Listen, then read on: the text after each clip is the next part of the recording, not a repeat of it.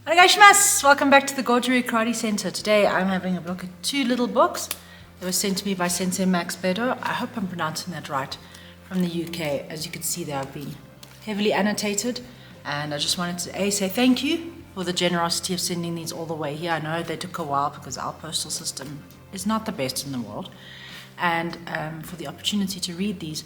They wouldn't have been easily available otherwise, so I just want to say thank you for sending them. You know I love a little karate book. And what I really like about these is that they were written by someone who's got extensive knowledge in Goju Ryu, a long karate career, a long history. He is an IOGKF man. He's also with the EGKA, so I assume the English Goju Ryu Karate Association. And not only that, he does train very, very seriously, as you'll see from the content of these books. Let me start with this one. He wrote this in lockdown when he was isolated with COVID, and decided to take the time to write his thoughts, which I think a lot of us should have done. We started a YouTube channel. That was our way of working through that time. And one of the things I really like about this book is he actually takes the time to say the obvious in a way that's not insulting. So when I talk about things that you always wonder, why do we do that? And when your students ask you, but Sensei, why do we do mokuso? Why do we do the toe grabbing on the floor? He takes the time to explain all of those things in here really, really nicely.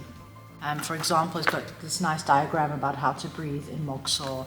Excellent training exercises, so if you're looking for ideas as an instructor, this book is full of them, things that I've already implemented in my own dojo, and just some nice little bits of history without being overwhelming and without being dry. A lot of karate books are really dry and are really poorly written. As I said in my video on Chojun Miyagi, Goju Ryu is such a complex system. It is very, very deep. It has got so much to cover.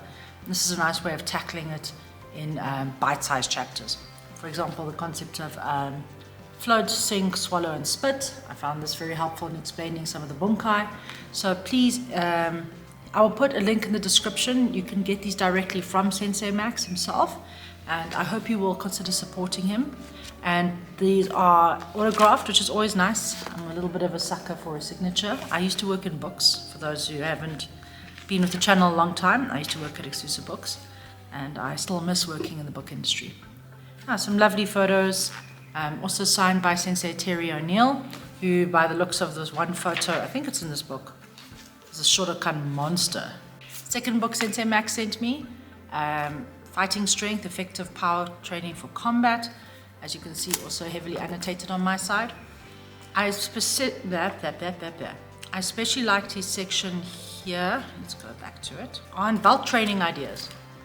All the ideas for what you can do with all those belts that are hanging around in your dojo. We all have a bunch of belts either forgotten, kids have graded and they've left their belts behind or have donated them.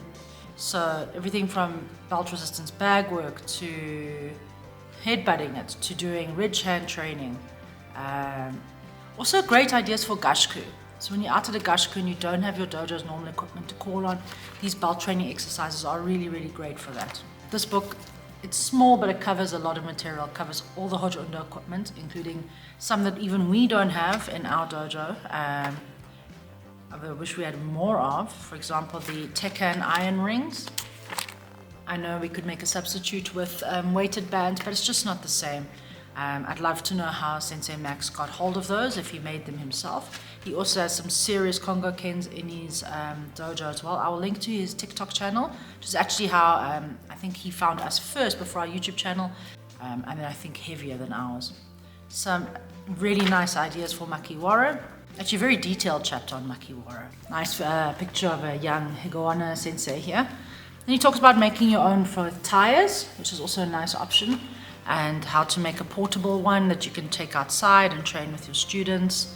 And he also talks about the overlap and then references a lot of other books, including Taekwondo books that also have Makiwara advice. So a really open-minded approach to the fact that we should look at other styles as our cousins and not as our enemies.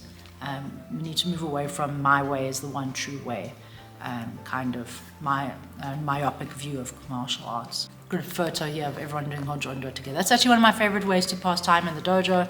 Myself and my black belt peers training together, doing Hojo Undo makes me so happy. That's the picture I was telling you about. Sensei Terry autographing these books and sharing his insights as well. So, just a short video today. 2 really, really worthwhile books. It's so nice to hear from someone who shares the same kind of mindset as us, sees the benefits of being in a federation, but also it's important to look outside the box to gather knowledge from wherever you can. In fact, one of the best examples here, he uses a thing on perspective. And we do get very stuck in our ways as martial artists. Talks about this, I chose a very glary part of the dojo. How things look different from different angles. And I think that's especially important if your Goju Ryu is to last you a long while. And for you to enjoy your karate career for longer, you need to have multiple perspectives. You can't eat macaroni and cheese until you die. And that's my feeling about martial arts, about Goju especially. Goju is a rich buffet, but only if you know where to look. You can't keep eating from the same part of the buffet every single day. No wonder people quit and get bored, when everything you need is in Goju Ryu.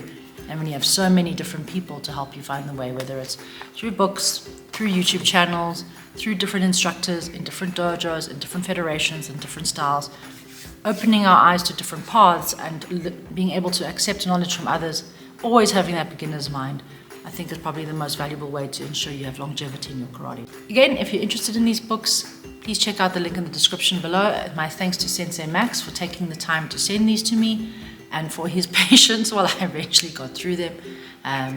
I'm very glad I read them. I'm glad I've annotated them, and I will be passing them on to our junior instructors and our satellite dojos for them to enjoy and to take some ideas from. If you enjoyed this video, please don't forget to like and subscribe. It's so good to see you, and I'll hopefully be back with a longer video for you next week or the week after. Thanks so much for watching. Arigato gozaimasu. Sayonara.